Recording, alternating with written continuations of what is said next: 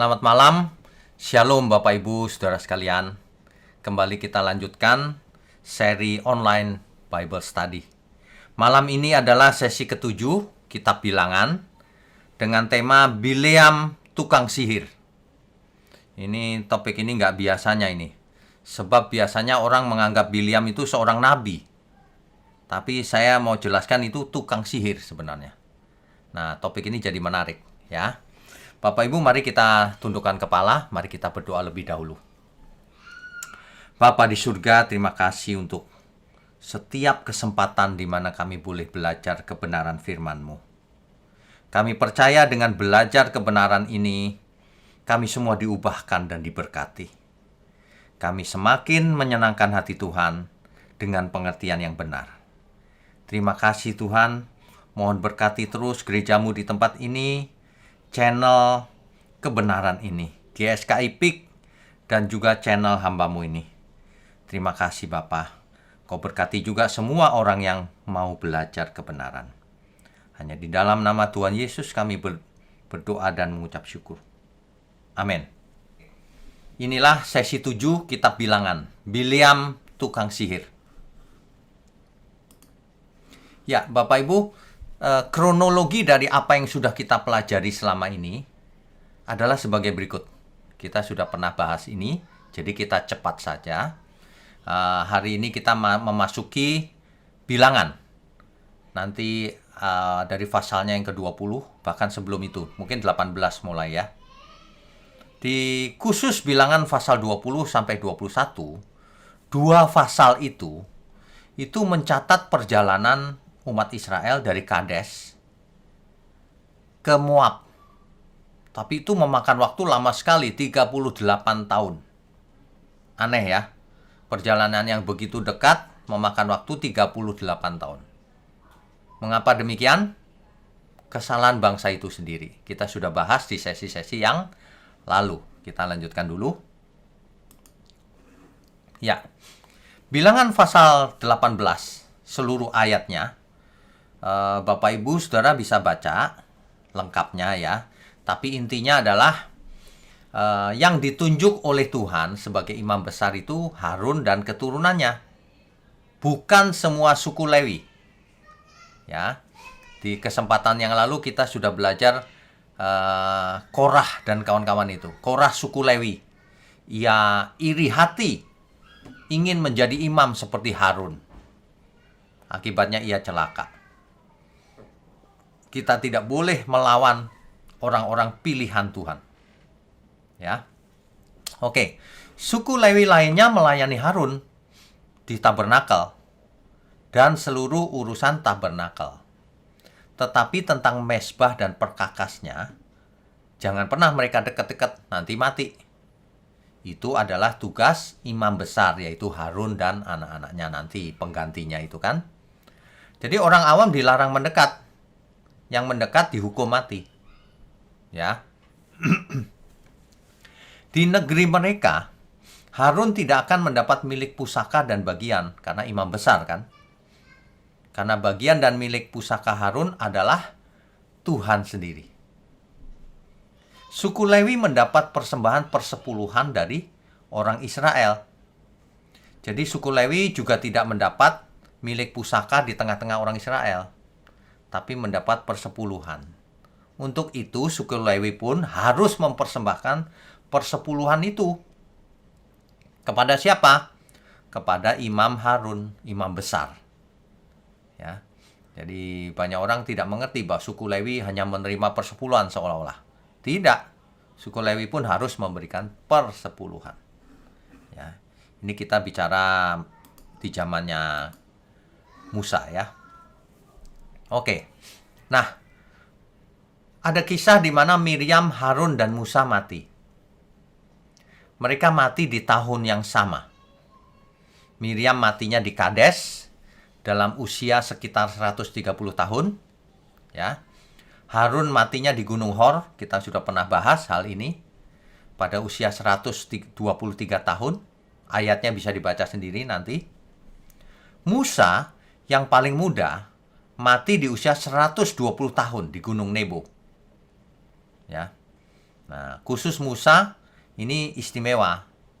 Ditulis mati memang, tapi suatu hari tampil bersama Elia, ketemu Tuhan Yesus. Itu di Perjanjian Baru ya. Oke. Jadi Miriam, Harun, dan Musa tidak masuk ke tanah perjanjian. Tidak masuk ke Kanaan. Nah, karena mereka berdosa. Ya, oke, kita lanjutkan. Ya, dosa Miriam, Harun, dan Musa kita sudah pernah bahas di sesi-sesi yang lalu. Miriam dan Harun pernah iri hati, merasa berhak diperlakukan sama dengan Musa, ingin kehormatan, serta mengatai Musa berkenaan dengan perempuan Kus yang diambil Musa sebagai istri. Harun juga bersalah membuat patung lembu emas. Musa dan Harun berdosa karena tidak percaya dan tidak menghormati kekudusan Tuhan. Yaitu ketika mereka marah terhadap umat Israel, lalu Musa memukul batu sehingga keluar air. Padahal Tuhan tidak memerintahkan untuk memukul. Tuhan memerintahkan Musa hanya berkata kepada batu itu, tapi Musa marah dipukul, tidak menghormati kekudusan Tuhan. Ini kita sudah bahas, ini topik-topiknya yang lalu. Jadi Bapak Ibu yang belum ikuti, silakan ikuti di channel kita ada. Ya, oke, kita lanjutkan. Ya. Di bilangan pasalnya yang ke-21. Jadi di situ katakan bahwa Israel menang melawan raja negeri Arad. Ya.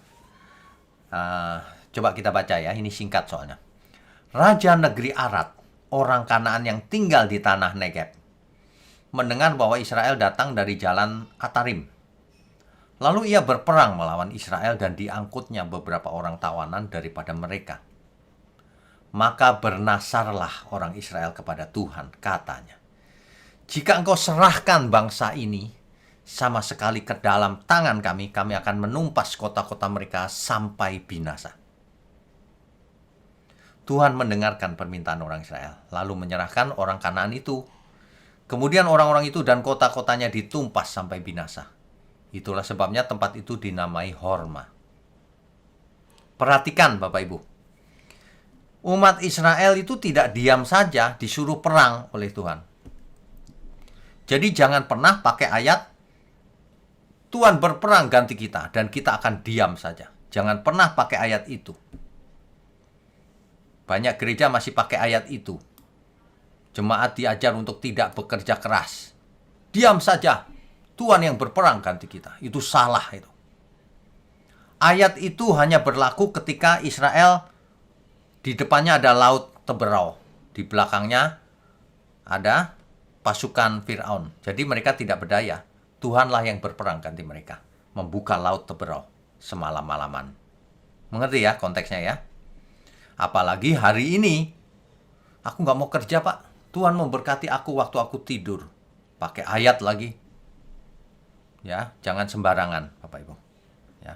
Kalau ada yang ngajar seperti itu, tinggalkan dia. Nanti rusak pikiran kita. Tersesat. Bangsa Israel harus berperang. Gitu. Ya, oke, kita lanjutkan dulu. Ini Bapak Ibu. Jadi sebenarnya sebentar, saya pakai pen dulu ya. Pen color pakai warna apa ya? Biru deh, biar beda. Jadi sebenarnya dari Kades Barnea ini Kades Barnea. Bangsa Israel bisa langsung ke atas menuju Hebron, Kanaan. Tetapi rupanya bangsa-bangsa yang ke atas ini kuat-kuat. Ya. Amalek dan Kanaan itu kuat sekali sehingga diputuskan untuk memutar jalannya. Sini. Nah, harusnya bangsa Israel maunya begini. Nyebrang masuk tanah Moab, Edom. Masuk Edom, menyeberang Edom. Ya. Harusnya begitu. Tetapi Edom menolak. Edom menolak. Jadi, bangsa Israel akhirnya belok ke Punon sini di Edom, ditolak, dia muter muter ke bawah, mengitari Edom untuk naik terus ke atas. Begitu ceritanya. Bapak Ibu tentu tahu Edom ini adalah keturunan dari Esau.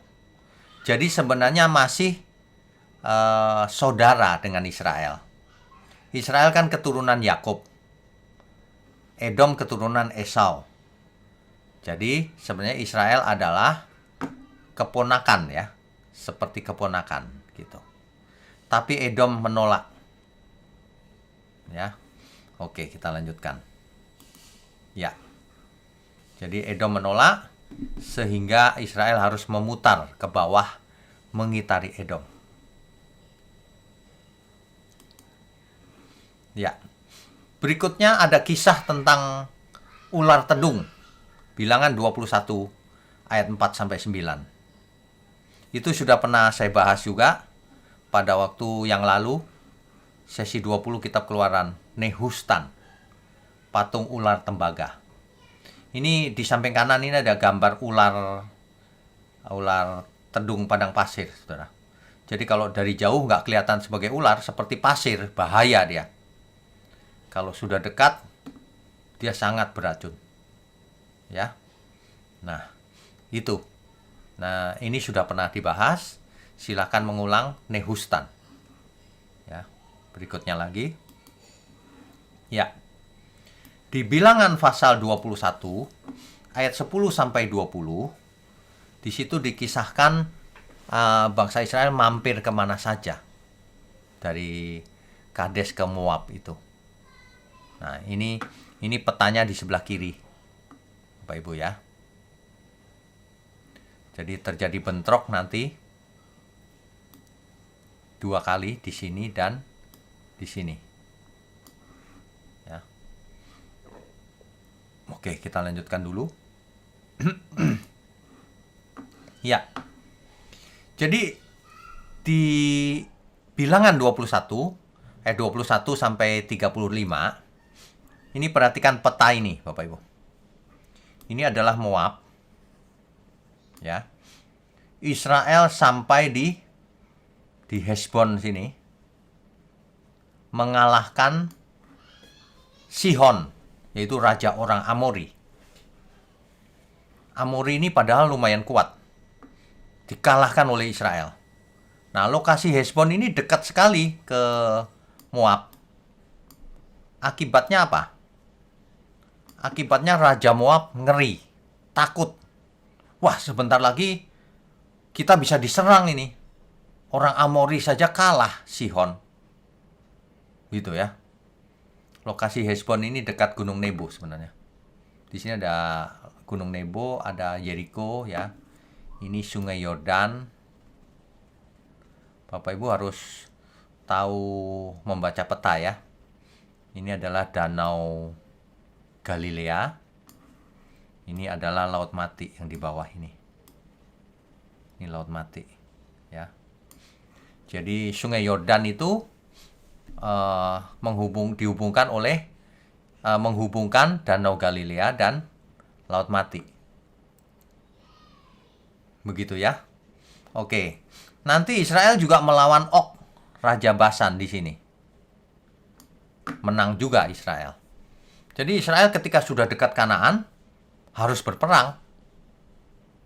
Begitu ya. Oke, kita lanjutkan dulu ya. Ya. Bilangan pasal 22 sekarang. Ayatnya yang pertama. Kemudian berangkatlah orang Israel dan berkemah di dataran Moab, di daerah seberang sungai Yordan dekat Yeriko. Ini saya lingkari nih, Bapak Ibu.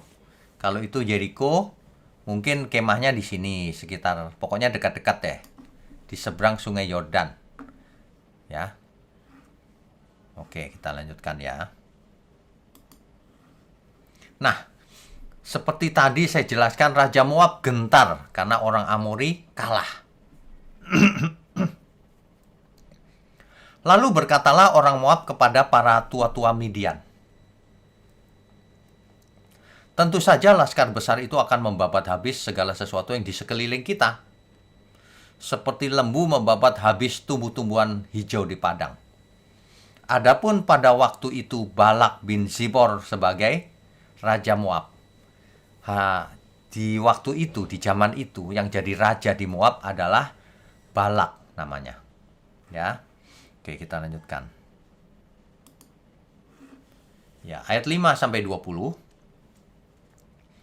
Balak, Raja Moab, mengirim utusan menempuh 644 km kira-kira ya, ke Bileam bin Beor yang berada di Petor, di tepi sungai Efrat, Aram.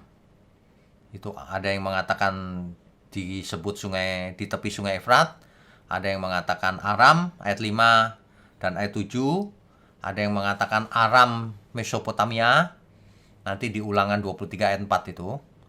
Yang penting adalah Balak mengutus utusan menemui Bileam. Nah, ini dia.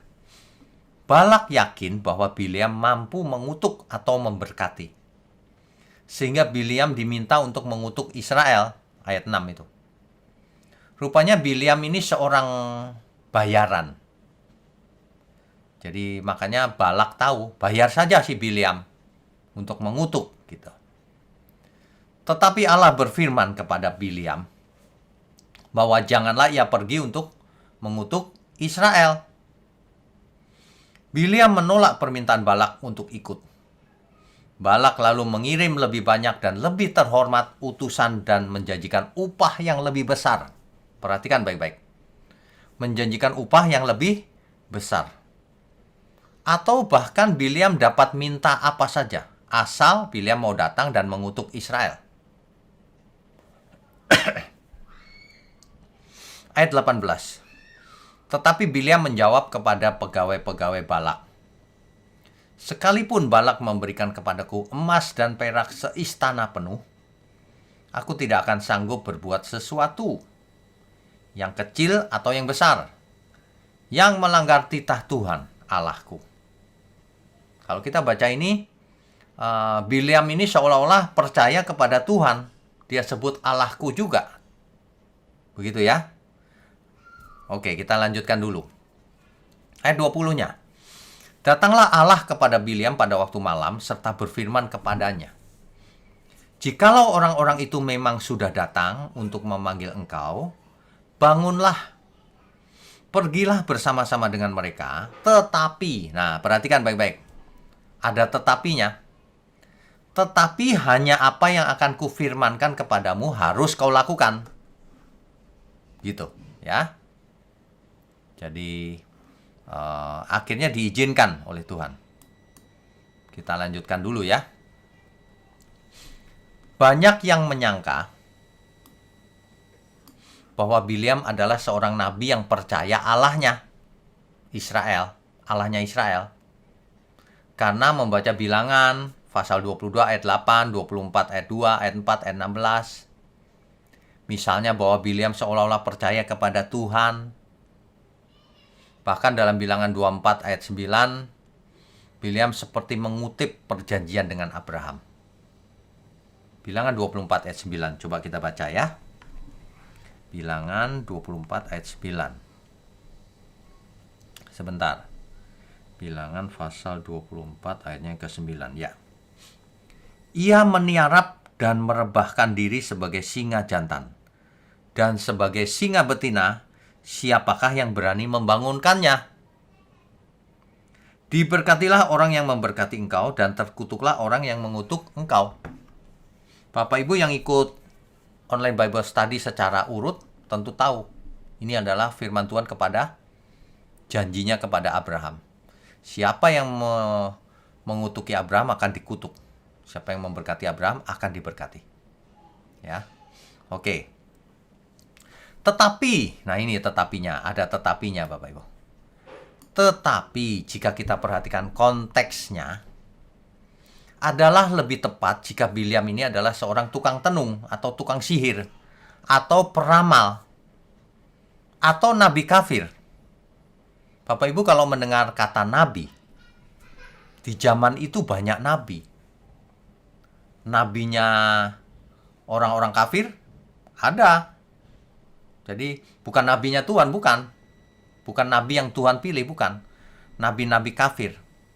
Nabi-nabi pagan yang memimpin penyembahan berhala itu disebut nabi juga oleh orang-orang kafir. Ya. Imam atau nabi, sebutan-sebutan itu. Nah, jadi Biliam ini sebenarnya dia suka mendengarkan semua dewa apa aja dia akan nurut. Termasuk Elohimnya Israel. Kalau dia ditemui sesuatu yang ilahi, dia pasti takut, dia pasti taat. Mengerti gak ya maksudnya? Jadi Adonai atau Yahweh pasti dianggap oleh Biliam sebagai dewa juga. Bapak Ibu perlu ingat bahwa dewa itu dalam bahasa Ibraninya Elohim juga sama. Nah, dalam bahasa Indonesia diterjemahkan Allah Elohim. Padahal konteksnya itu dewa. Mengerti ya? Jadi kalau orang kafir memandang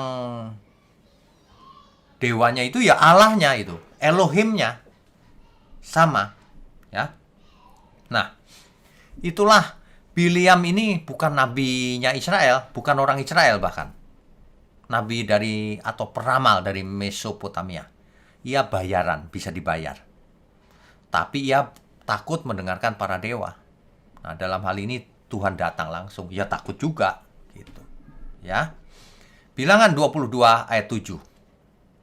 Di situ dikatakan bahwa Raja Balak mengutus utusan kepada Biliam membawa upah penenung.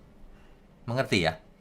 Jadi Raja Balak tahu bahwa Biliam itu petenung, ahli sihir. Makanya bawa upah untuk mengutuk Israel. Nggak mungkin kalau Nabi Israel dibayar untuk mengutuk Israel sendiri, itu tidak mungkin dilakukan. Nah, Balak tahu bahwa Biliam adalah nabi bayaran, yaitu tukang tenung atau tukang sihir. Ya. Pasal 24 ayat 1, di situ ada kata mencari pertanda, yaitu sesuatu yang akan terjadi. Coba kita baca. Bilangan 24 ayat 1. Ketika dilihat Biliam bahwa baik di mata Tuhan untuk memberkati Israel, ia tidak mencarikan pertanda lagi seperti yang sudah-sudah. Jadi sebelumnya ia cari tanda-tanda dengan korban binatang dan sebagainya, itu praktek sihir sebenarnya. Ya. Nah, banyak orang tidak mengerti hal ini. Itu praktek sihir. Ya. Nah, Biliam sebenarnya adalah seorang peramal, tukang tenung bayaran, tukang sihir, atau nabi kafir, bukan nabinya Tuhan Israel, bukan. Ya. Dia bukan orang Israel, dia berasal dari Mesopotamia.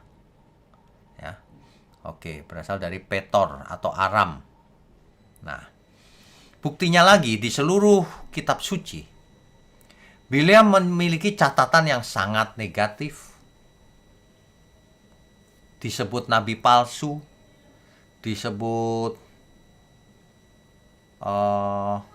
nabi kafir, dan sebagainya. Banyak orang diperingatkan akan itu. Nanti bisa dibaca reputasinya Biliam ini. Ya, itu ayat-ayatnya sudah saya sertakan semua. Demikian juga di Perjanjian Baru. Biliam ini bukan nabi. Coba kita lihat ya. Nah, tapi sebelum itu, benarkah Biliam ini ada? Kok seperti dongeng sih? Gitu. Bukti arkeologi membuktikan bahwa arkeolog menemukan sebuah inskripsi tulisan di dinding tahun 1967 di Tel Deir Allah di Yordania kalau sekarang.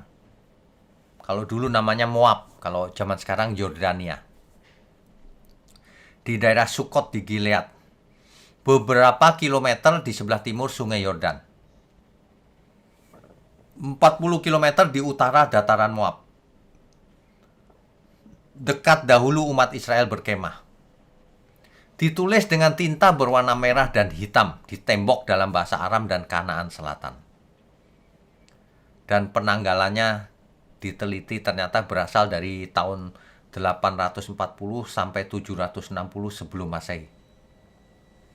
Di situ ada tulisan Bileam putra Beor. Persis Alkitab.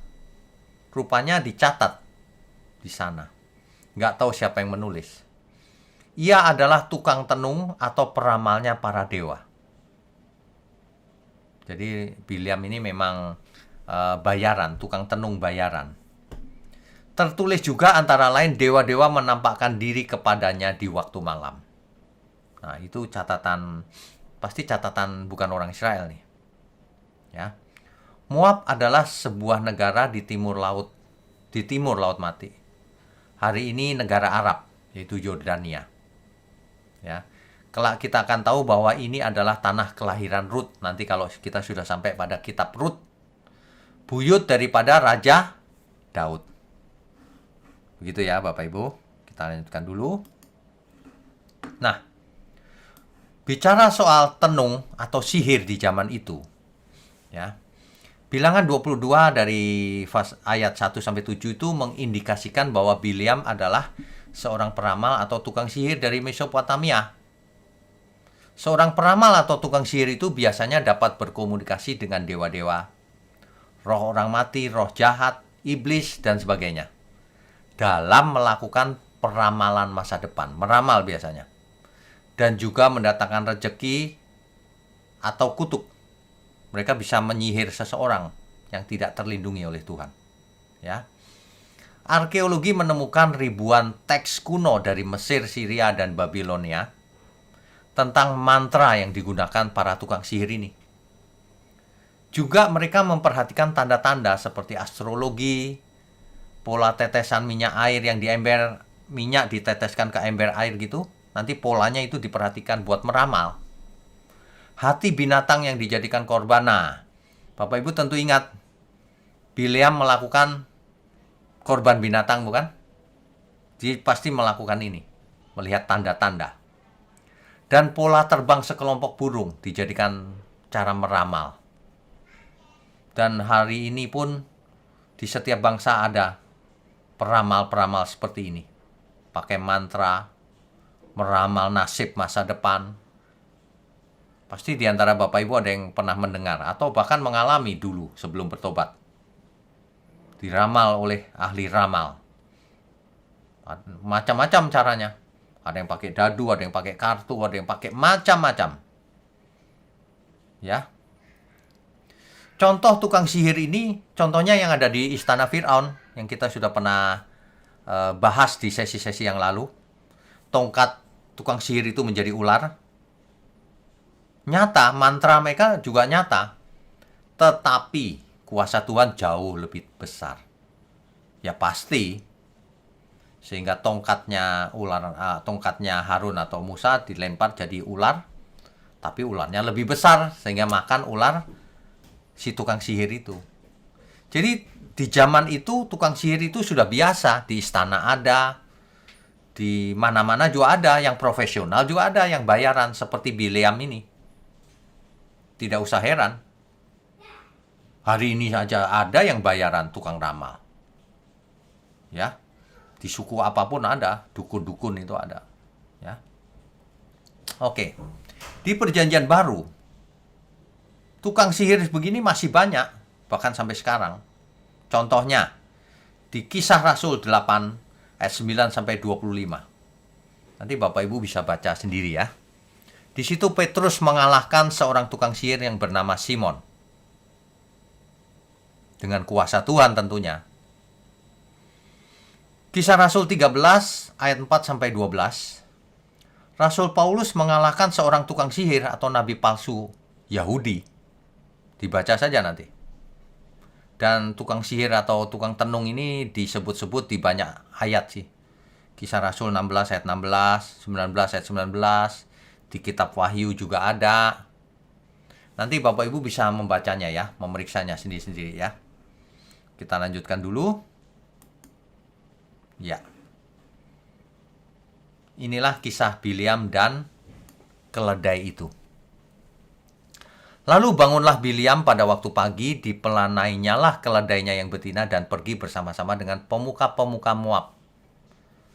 Jadi Bileam diperintah Tuhan, pergi. Karena mereka sudah datang, pergilah. Tetapi yang aneh ayat 22. Tetapi bangkitlah murka Allah ketika ia pergi. Dan berdirilah malaikat Tuhan di jalan sebagai lawannya. Bileam mengendarai keledainya yang betina, dan 2 orang bujangnya ada bersama-sama dengan dia. Pertanyaannya, mengapa Allah marah? Bukankah Allah juga yang mengizinkan Bileam pergi di ayat 20? Kita harus tahu, Bapak Ibu. Kalau membaca Alkitab, harus sesuai konteksnya. Ya. Jadi, di Alkitab itu banyak kejadian yang seolah-olah adalah kontradiksi. Allah menyuruh Bileam untuk, ya sudahlah mereka pergi, berangkatlah. Tapi ketika Bileam berangkat, Allah marah mengirim malaikat untuk mencegah. Apa yang terjadi sebenarnya? Tentu Allah bisa tahu isi hatinya Bileam. Meskipun Bileam pernah bicara bahwa diberi apapun aku nggak mau. Tapi ketika dijemput oleh orang-orang yang lebih terhormat, lebih banyak, biar melihat penting dirinya, upahnya lebih besar, rupanya itu sempat masuk ke dalam hati. Itu kemungkinannya. Sebab Tuhan tidak mungkin pelin-pelan. Jadi di situ dicegah supaya Bileam tidak melakukan sesuatu yang Tuhan tidak suka. Meskipun Bileam seorang tukang tenung, dicegah oleh Tuhan. Awas kau ya. Gitu. Inilah kisahnya. Itu inti daripada kisah Bileam dan keledainya itu. Ya. Baik, kita lanjutkan. Ya. Jadi Bileam berangkat dengan keledainya.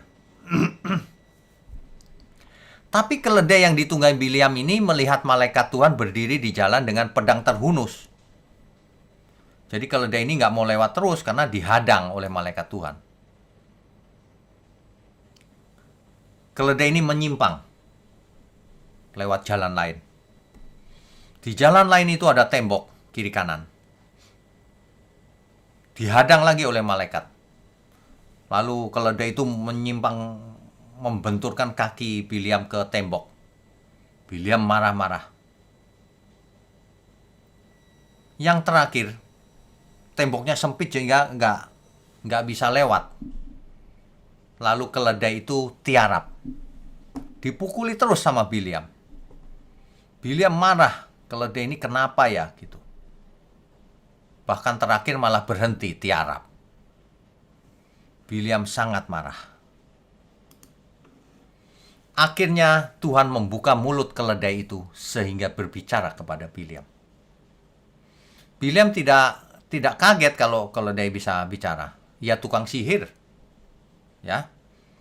Kemudian Tuhan membuka mata Bileam sehingga melihat malaikat Tuhan dengan pedang terhunus di tengah jalan. Barulah Bileam tahu kesalahannya. Bileam berlutut dan sujud. Ia bersedia pulang jika Tuhan menghendaki. Ya deh, aku mau pulang kalau memang tidak boleh.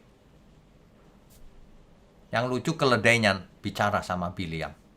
Kenapa kau pukuli aku? Bileam gak ngerti sih. Tapi setelah dibukakan matanya, Bileam tahu ia salah. Dan ia nurut mau pulang kalau memang tidak boleh. Ya ia takutlah melihat malaikat. Ya. Oke, kita lanjutkan. Tetapi malaikat Tuhan berfirman kepada Bileam, pergilah bersama-sama dengan orang-orang itu, tetapi hanyalah perkataan yang akan kukatakan kepadamu, harus kau katakan. Sesudah itu pergilah Bileam bersama-sama dengan pemuka-pemuka Balak itu. Bapak Ibu sekalian, jadi Bileam ini dicegat oleh malaikat itu untuk memperingatkan juga bahwa kamu jangan ngomong sembarangan ya. Kamu harus katakan apa yang kukatakan, tidak boleh yang lain. Ya sudah, pergi setelah itu. Nah, begitu ceritanya. Jadi bukan Tuhan pelin-pelan itu, bukan. Bileam diperingatkan berulang kali. Ya, oke, kita lanjutkan dulu. Ya, Balak bertemu dengan Bileam akhirnya. Balak menyongsong Bileam sampai ke sungai Arnon. Mungkin Balak sangat berharap kali ya, sang raja ini ya. Sangat berharap Bileam bisa mengutuk Israel. Sehingga Bileam belum sampai pun dijemput. Tapi Bileam mengatakan begini sama Raja Balak, Raja Moab, bahwa ia hanya akan mengatakan apa yang ditaruh Allah ke dalam mulutnya. Apa yang ditaruh Elohim. Ingat ya, teks aslinya Elohim. Elohim bisa berarti dewa juga. Ya. 3 kali Bileam disuruh mengutuk Israel oleh Balak. Di Bukit Baal, di padang pengintai yang ada di puncak Gunung Pisgah, dan di puncak Gunung Peor. 3 kali. Tetapi yang terjadi, Bileam malah memberkati Israel. Bileam mana berani mengutuki, sedangkan Tuhan bicara berkati. Bileam tahu risikonya, kalau melawan mati pasti, melawan Tuhan. Ya, begitu. Oke, kita lanjutkan. Lalu Balak, Raja Moab ini marah-marah kepada Bileam, yang malah 3 kali memberkati Israel. Bileam diusir pulang tanpa upah yang dijanjikan. Bileam berkata, mengulang janjinya itu, sekalipun Balak memberikan kepadaku emas dan perak seistana penuh, aku tidak akan sanggup melanggar titah Tuhan dengan berbuat baik atau jahat atas kemauanku sendiri. Apa yang akan difirmankan Tuhan, itulah yang akan kukatakan. Jadi kemungkinan besar yang benar adalah ketika malaikat itu menghadang Bileam, bukan karena Bileam tergiur oleh upah besar, bukan. Tapi karena Tuhan ingin memastikan Bileam bahwa Bileam harus bicara sesuai yang disampaikan oleh Tuhan sendiri. Itulah yang penting, ya. Lalu Bileam bernubuat. Bileam diberi Tuhan pengetahuan untuk bernubuat tentang apa yang akan terjadi kepada bangsa Moab di kemudian hari, Midian di kemudian hari. Di Bilangan 24 ayat 17. Bintang terbit dari Yakub, tongkat kerajaan timbul dari Israel, dan meremukkan pelipis-pelipis Moab dan menghancurkan semua anak Set. Ayat 19-nya, dan dari Yakub akan timbul seorang penguasa. Ini sebenarnya nubuatan akan adanya penguasa Israel. Siapa? Raja Daud. Kalau mau lebih jauh lagi, tentang anak Daud, tanda kutip, Mesias. Ya. Oke, kita lanjutkan dulu ya. Tetapi Bileam masih belum menyerah sebenarnya. Ia bukan orang yang percaya Tuhan. Ya. Ia punya akal licik. Bileam tahu bahwa Israel tidak dapat dikutuk. Bahkan malah disuruh memberkati. Tidak ada mantra atau tenungan yang mempan terhadap Israel. Bilangan 23 ayat 23 itu. Maka akal licik Bileam akhirnya mengusulkan, menasihatkan kepada Raja Moab untuk mengirim perempuan-perempuan Moab dan Midian untuk menggoda kaum Israel. Licik, ditenung nggak bisa, di mantra nggak bisa, dikirim perempuan-perempuan yang cantik-cantik dari Moab dan Midian. Bilangan 31 ayat 16. Bukankah perempuan-perempuan ini atas nasihat Bileam menjadi sebabnya orang Israel berubah setia terhadap Tuhan, menjadi tidak setia dalam hal Peor, sehingga tulah Tuhan turun di antara umat Tuhan itu. Karena perempuan ini menggoda Israel, Israel jatuh. Banyak yang berjinah. bahkan setelah berzina menyembah Baal Peor. Karena perempuan Moab dan Midian ini biasanya setelah bersetubuh lalu sang laki-laki dibawa kepada dewanya, Baal Peor. Begitu ya. Nah, itu nasihatnya Bileam. Ya. Lalu umat Israel jatuh ke dalam dosa perzinahan dengan perempuan Moab dan Midian.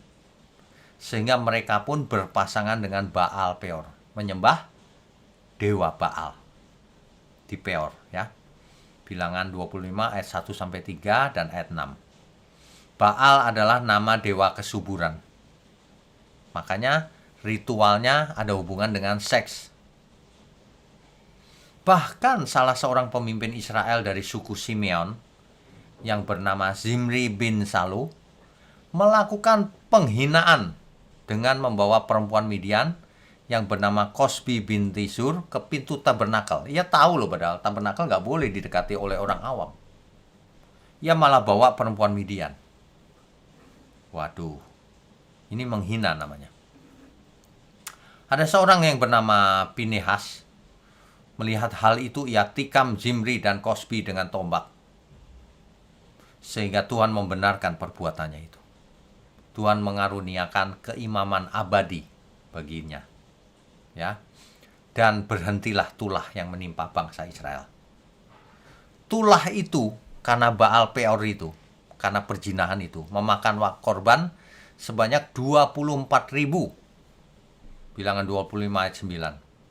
Banyak sekali loh Bapak Ibu. 24.000 orang Israel berzina, baik secara fisik maupun rohani kepada Baal Peor.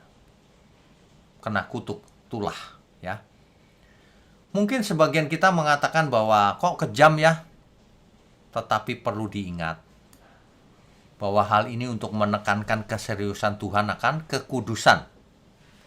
Sebab nanti di Kanaan akan ada banyak cobaan. Di sana di Kanaan ada dewi kesuburan, ada patung okultisme, ada lambang palus, lambang ya, ini salah ketik lambing ini. Dan segala perilaku amoral ada semua di Kanaan. Ya. Ya. Nah, Bileam di Perjanjian Baru disebut sebagai nabi yang bebal dan guru-guru palsu. Itu ada di 2 Petrus 2 ayat 15 sampai 17. Bileam disebut sesat di kitab Yudas pasal 1 ayat 11. Di kitab Wahyu 2 ayat 14.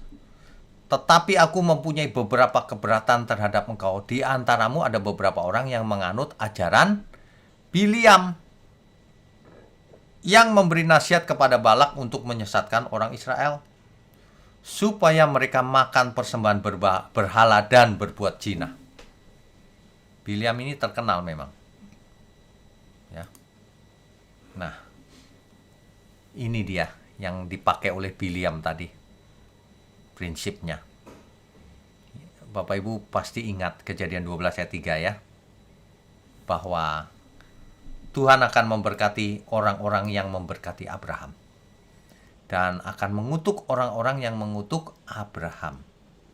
Dan oleh Abraham semua kaum di muka bumi akan mendapatkan berkat. Berkat apa itu? Berkat keselamatan di dalam Tuhan Yesus. Kelak Tuhan Yesus akan berkata, keselamatan datang dari bangsa Yahudi. Jelas ya semuanya ya?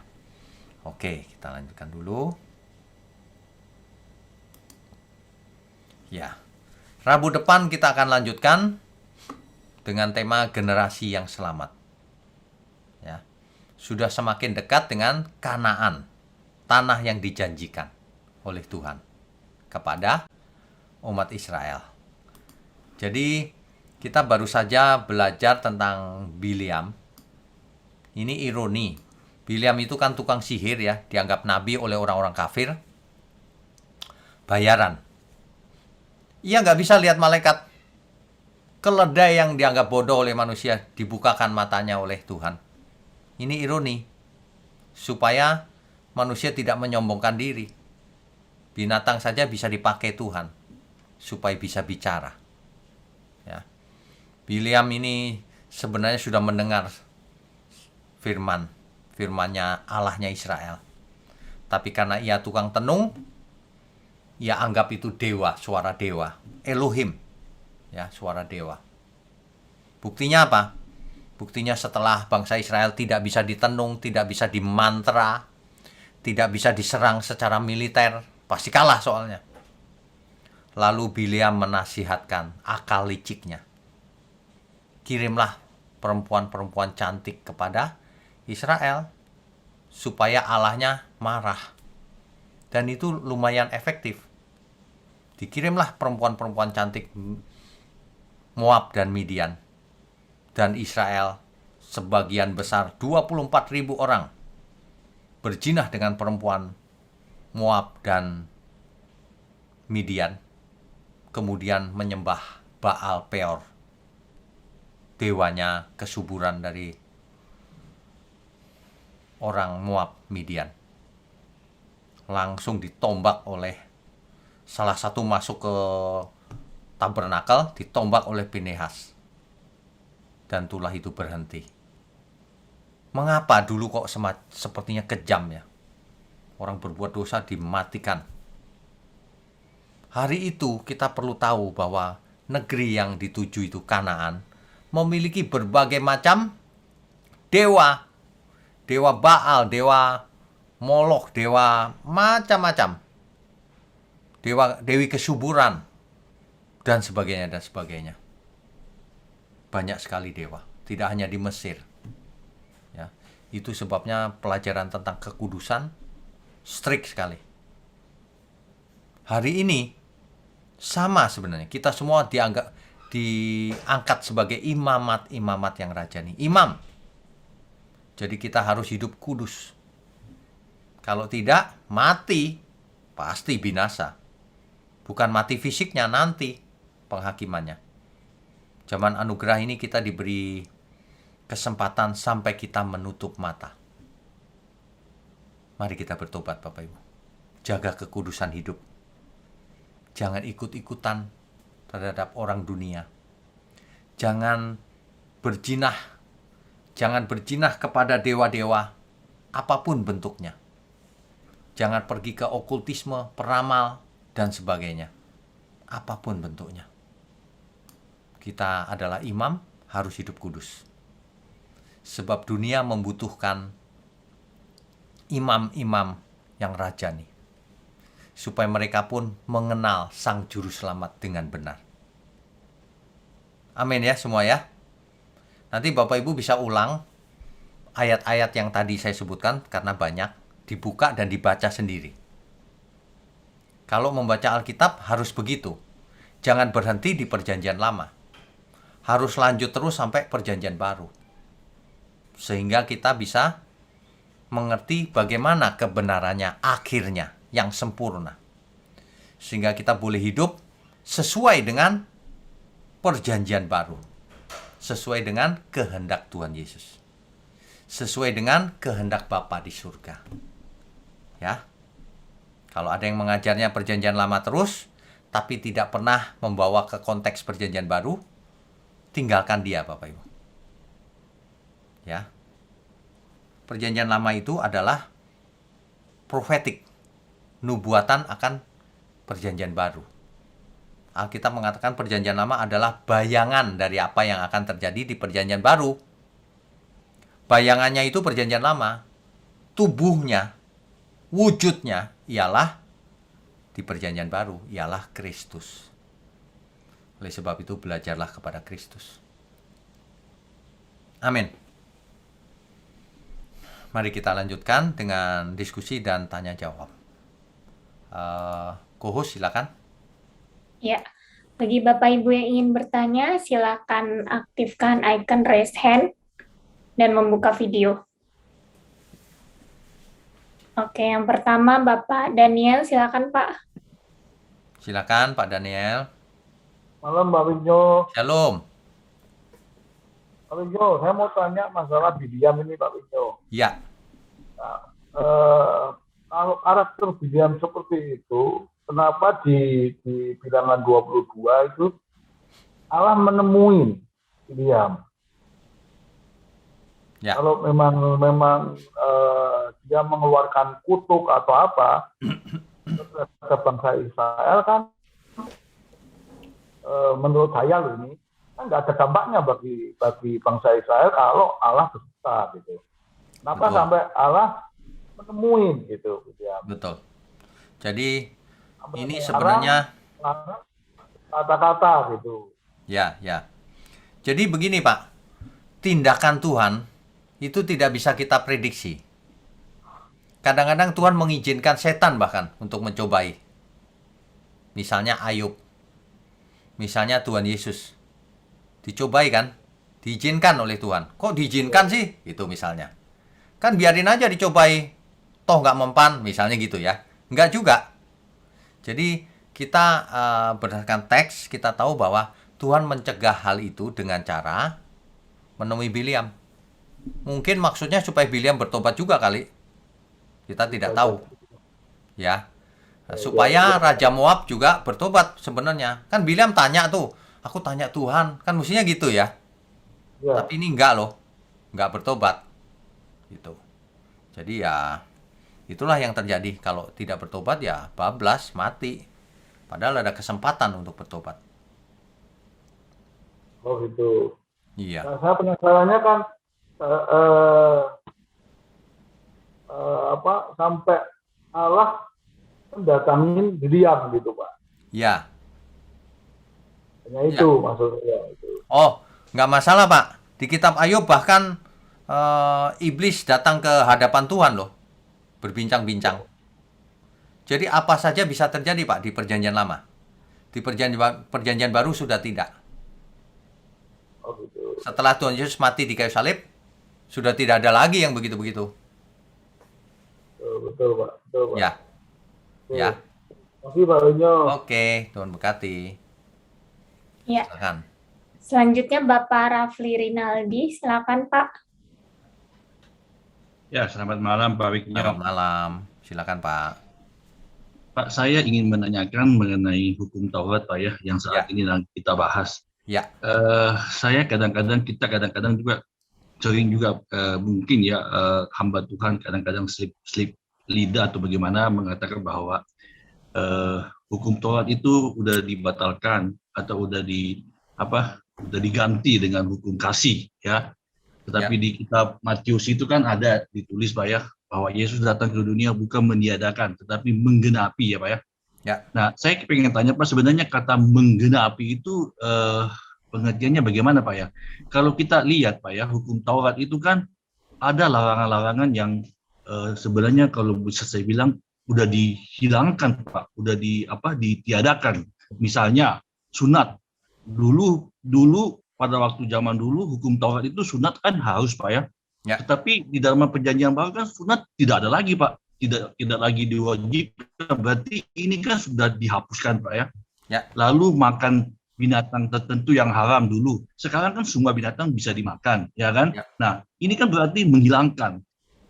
Begitu Ya. juga dengan hukum Taurat yang 613 yang disebut miswot itu Pak. Itu kan semua udah dihilangkan juga. Nah, bagaimana pengertian daripada menggenapi itu Pak?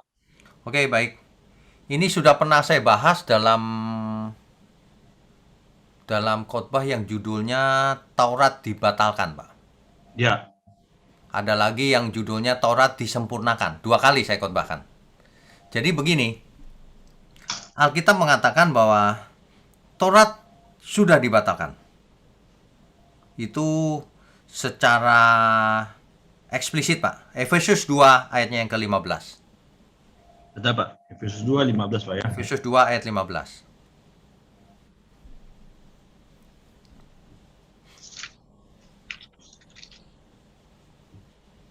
Oke. Sebab dengan matinya sebagai manusia, ia telah membatalkan hukum Taurat dengan segala perintah dan ketentuannya, untuk menciptakan keduanya menjadi satu manusia baru di dalam dirinya, dan dengan itu mengadakan damai sejahtera. Jadi dibatalkan, Pak. Itu yang pertama. Yang kedua, Rasul Paulus mengatakan di tempat lain, di ayat yang lain bahwa tetapi aku meneguhkannya, bukan membatalkannya. Nah, jadi maksudnya apa nih? Nah, kita harus mengerti konteksnya. Tuhan Yesus berkata bahwa tidak satu iota pun Ya, dihapus, ya kan? Jadi ya, kita harus betul. mengerti nih, menggenapi itu apa?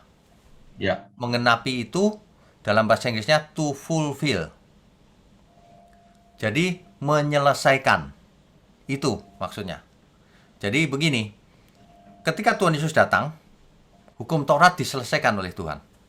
Dalam terjemahan mungkin bisa begini, hukum the end of the law, akhir daripada Taurat, gitu.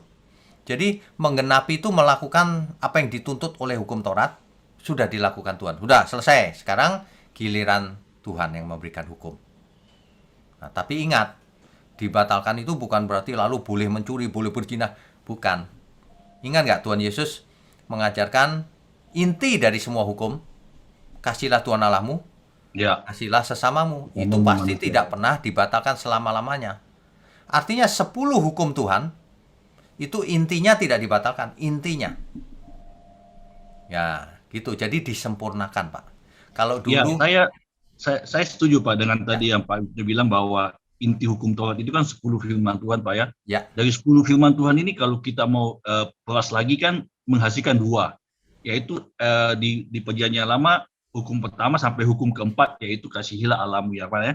Ya. Ini hubungan antara manusia dengan Tuhan. Ya. 5 sampai ke bawah itu kan sesama manusia, ya, yang kasihilah sesamamu manusia. Ya. Betul. Nah, kalau di ayat di Efesus ini betul dikatakan membatalkan, tetapi di Matius kan dikatakan bahwa Yesus tidak membatalkan, tidak meniadakan sama sekali. betul. Sepertinya ada kontradiksi Pak ya. Makanya ini kadang-kadang di satu pihak ada yang bilang Yesus datang sudah hukum Taurat itu sudah dibatalkan, tetapi ada juga yang bilang tidak dibatalkan tetapi ditiadakan. Nah, mengenai penggenapan, saya juga pikir ini kalau penggenapan itu kan biasanya kan nubuatan Pak. Nabi-nabi dulu kan banyak bernubuat dan digenapi di Perjanjian Baru. Ya. Sementara firman Tuhan ini hukum Taurat yang 10 firman Tuhan itu bukan nubuatan Pak, tetapi itu adalah perintah kepada bangsa Israel dan Ya. mungkin Ya. yang zaman sekarang juga kepada manusia. Seperti itu Pak, maksudnya penggenapan itu bukan, kalau menurut saya apakah itu seperti seperti perbuatan-perbuatan yang akan datang tergenapi atau bagaimana Pak itu Pak pengertiannya Pak? Penggenapan itu to fulfill, jadi melakukan, menyelesaikan. Itu menyelesaikan Taurat. Contohnya Pak, contohnya. Contohnya, oke, saya bacakan ya. Kolose 2 ayat 17. Semuanya ini hanyalah bayangan dari apa yang harus datang, sedang wujudnya ialah Kristus. Jadi, yang bayangan itu udah ya, itu bayangan. Ini loh yang benar, Kristus, gitu loh Pak. Makanya belajarnya harus Kristus, bukan Taurat. Belajarnya Jadi kepada kalau Kristus. seandainya ada pertanyaan, kita harus mengatakan udah dibatalkan atau bagaimana Pak? Ya, dari kita Pak sendiri Pak. Disempurnakan Pak. Sebab kalau dibatalkan nanti seolah-olah boleh mencuri, boleh apa. Tapi kalau orang mengerti gini, dibatalkan. Itu. Tapi kalau orang mengerti gini, dibatalkan itu seluruh perintah Taurat yang 613 itu. Tapi intinya tidak. Nah, kalau saya lebih cenderung kepada itu Pak, yang Ya. yang 613 itu yang dibatalkan Pak. Ya. Tetapi kalau 10 firman Tuhan itu kita tidak bisa katakan itu dibatalkan. Itu Oh, tetap enggak. ada. Enggak, 10 firman tidak pernah dibatalkan. Ya, itu tidak pernah dibatalkan, Tidak tetap pernah. ada. Ya. Yang dibatalkan itu 613 itu kan Pak. Ya, betul. Betul sekali, Pak. Karena 613 itu kan rabi-rabi Ya. Yahudi yang membuat. Ya, rabi-rabi yang Nah, menurunkan. itu dibatalkan karena nyusahin tuh, Pak. Ya, betul Pak. Karena satu yang tidak bisa kita lakukan, otomatis semuanya kan nggak bisa Pak. Ya. Seperti yang Paulus katakan kan. Ya. Ya. Tapi ingat, Pak, yang 10 firman pun disempurnakan oleh Tuhan. Misalnya gini, jangan membunuh itu tetap berlaku. Tapi Ya. yang dimaksud membunuh bukan hanya membunuh fisik.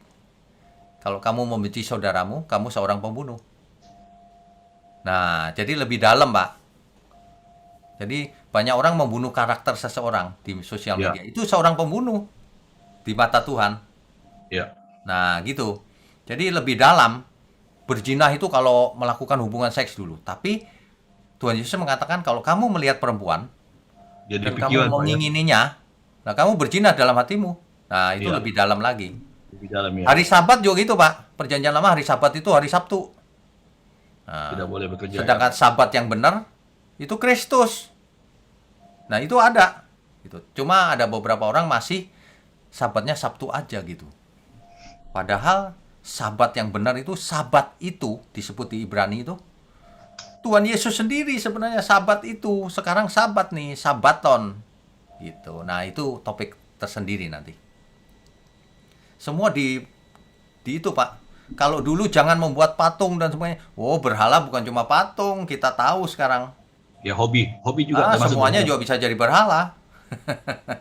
Ya, ya. Gitu, Pak. Makanya di Perjanjian Baru itu aku akan menaruh hukumku di akal budimu. Akal Oh, budimu, ya. bukan religius lagi, tapi spiritual, tapi manusia Allah, man of God, bukan man of religion lagi. Gitu, Tetapi Pak. sebenarnya di Perjanjian Lama sudah, Pak, di Yeremia, Pak. Itu kan Itu sudah nubuatan, Pak. Itu nubuatan. Nubuatan itu. Iya. Yang mengenai Digenapinya Perjanjian Baru, kan, Kristus Pak, ya? datang. Digenapinya waktu Kristus datang. Hmm. Makanya itu 613 nggak berlaku. Ya. Nanti kamu jadi agamawi. Diganti. Kamu manusia Allah, anak Allah. Gitu. Oke, Pak Wino, jelas, Pak, kalau gitu, Pak. Thank you, Ya. Pak. Tuhan Terima kasih, berkati. Ya, berikutnya. Baik, berikutnya Ibu Rosabella, silakan Bu. Silakan. Shalom Pak Wigno. Shalom. Ini saya mau tanya nih, Ya. berarti kalau Bileam itu kan nabi kafir ya? Ya. Nah, kalau nabi kafir, tapi kok ternyata Tuhan bisa pakai dia juga untuk nyampein nubuatannya gitu. Nah, kalau di zaman sekarang mungkin ada kayak apa ya, orang-orang Kristen yang mungkin menyebut dirinya nabi atau menyebut dirinya pendoa, terus bisa melihat penglihatan atau kayak roh-roh jahat gitu. Itu gimana kita taunya itu benar-benar nabi Tuhan atau nabi palsu gitu. Terus Oke. terus juga itu dulu aja deh. Itu dulu ya, bagus. Pertanyaannya ini sangat bagus. Dan jawabannya sangat mudah. Perhatikan apa yang dia nubuatkan. Wah, Tuhan Yesus akan datang nih bulan depan. Kasih hartamu ke gereja semua. Satu, itu jelas menipu. Kalau Tuhan Yesus datang untuk apa? Harta dikasih gereja juga udah gak ada gunanya semuanya. Yang kedua, kebenaran itu sesuai dengan fakta. Kalau apa yang dikatakannya ternyata tidak terjadi, berarti dia nabi palsu. Ngaku-ngaku nabi. Perhatikan apa yang dia omongin aja.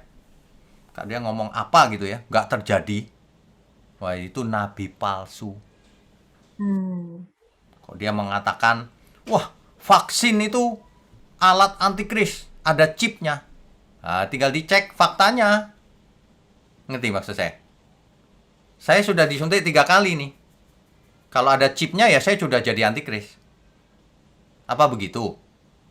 Nah, itu nabi palsu tuh yang mengatakan itu. Kalau lebih ke personal Pak, kayak Boleh, ke kamu- personal juga sama. Oh, kamu akan dapat jodoh, misalnya gitu. Tahun depan. Ternyata enggak.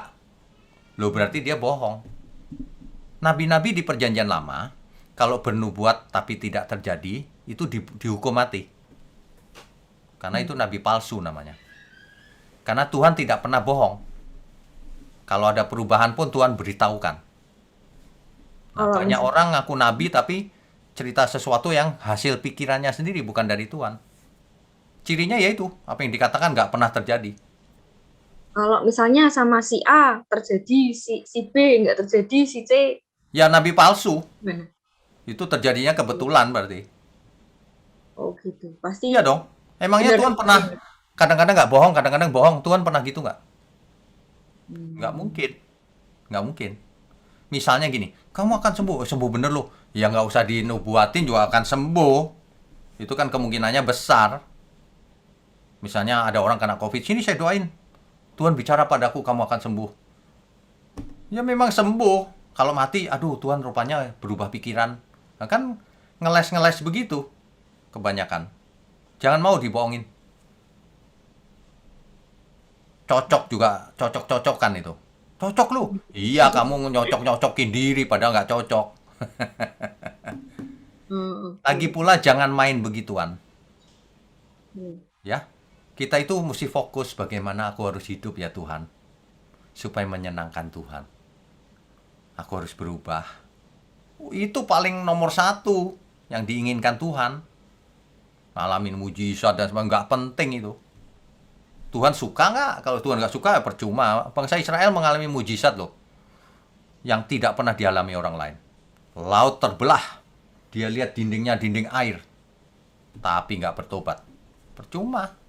Apalagi hari ini, mujizatnya cuma sembuh dari sakit. Dari sakit gigi. Itu nggak usah nubuat juga sembuh ke dokter gigi. Mengerti maksud saya ya? Ya. Jangan gampang pakai nalar.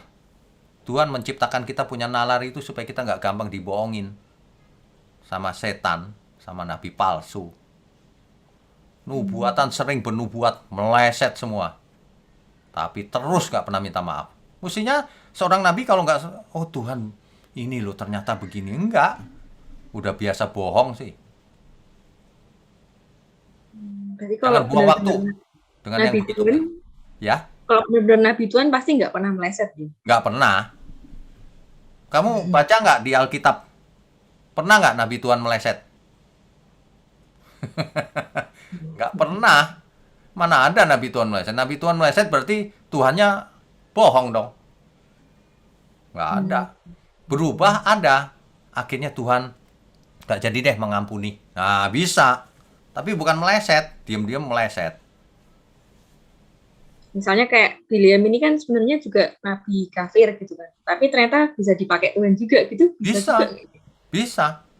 Loh, Tuhan Terus bisa pakai, ngerti- jangankan nabi kafir, Tuhan bisa pakai setan nggak?